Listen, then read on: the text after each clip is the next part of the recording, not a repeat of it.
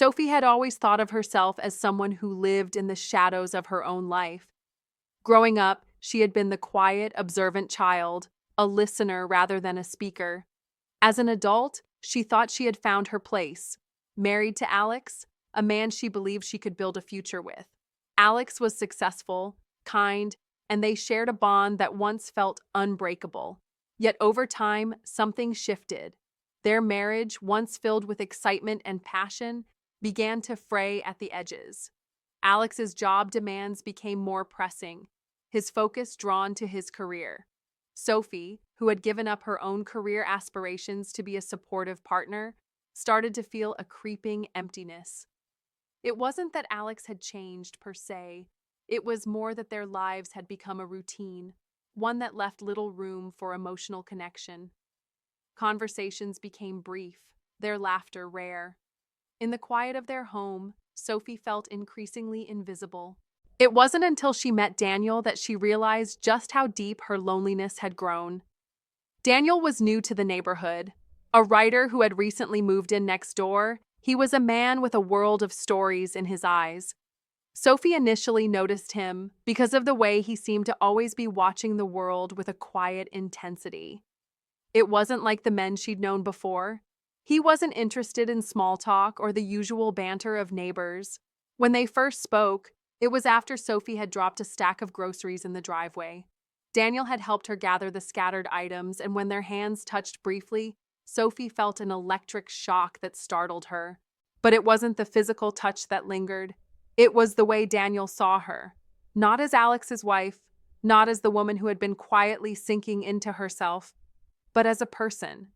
They started talking, first about trivial things, then about their lives, their struggles, their dreams. Daniel listened with genuine attention, asking questions that made Sophie feel seen in a way she hadn't in years. Over the next few weeks, their conversations became a balm for Sophie's soul. She found herself opening up to him, telling him things she hadn't shared with anyone, not even Alex. She confided in him about her frustrations, her feelings of being trapped in a life that no longer felt like her own. Daniel never judged her, never gave unsolicited advice. He simply listened, and Sophie began to realize how much she had been craving that. One evening, as the sun set and they sat together on Daniel's porch, Sophie's heart raced as their conversation veered into uncharted territory. She told Daniel about her marriage, how she had tried so hard to hold everything together, but had felt herself slipping further away from the person she once was. Daniel, in his usual gentle way, asked her the question she had avoided for months. "Do you love him?" Sophie hesitated. It wasn't an easy question to answer. She still loved Alex in some way, but it wasn't the love she once felt. The connection between them had faded, replaced by a sense of obligation and resignation. Daniel looked at her with empathy, but didn't push her further. Instead, he reached over and took her hand. That touch, simple yet full of unspoken understanding, ignited something inside Sophie. In that moment, she realized she was no longer just seeking companionship from Daniel. She was seeking something more, a spark, a feeling of being alive again. The weeks that followed were a blur of stolen moments. Sophie found herself drawn to Daniel more and more, not just for his companionship, but for the way he made her feel. Seen, desired, understood. Their emotional bond deepened, and before long, that bond turned physical. It started with a lingering kiss, the kind of kiss that felt forbidden, yet incredibly natural. And from there, it escalated. Sophie was caught in a whirlwind of emotions. Guilt gnawed at her whenever she thought of Alex, but the longing for Daniel was overwhelming. The affair, if it could even be called that yet, was her escape. In Daniel's arms, Sophie felt like the woman she used to be, alive, vibrant, desired. But as with all secrets, the truth eventually comes to light. It was a rainy Tuesday evening when everything changed. Alex had returned home early from a business trip, and Sophie was preparing dinner when she heard the unmistakable sound of the front door opening. Her heart skipped a beat, and a cold wave of dread washed over her. "Hey, I'm home," Alex called out, sounding cheerful, though there was a hint of exhaustion in his voice. Sophie's mind raced. She had always been careful, careful not to let her affair with Daniel spill into the life she shared with Alex.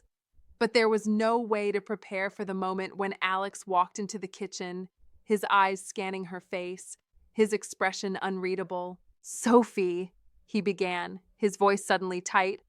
"There's something we need to talk about." Sophie froze. She didn't have to ask what it was.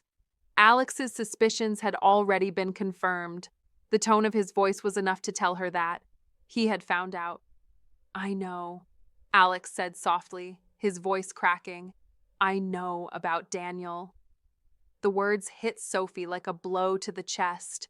In that moment, the walls she had built between herself and her emotions crumbled, and all the guilt, shame, and fear she had been running from came rushing to the surface. Alex stood there, looking at her with a mixture of hurt and disbelief. For a long moment, neither of them spoke.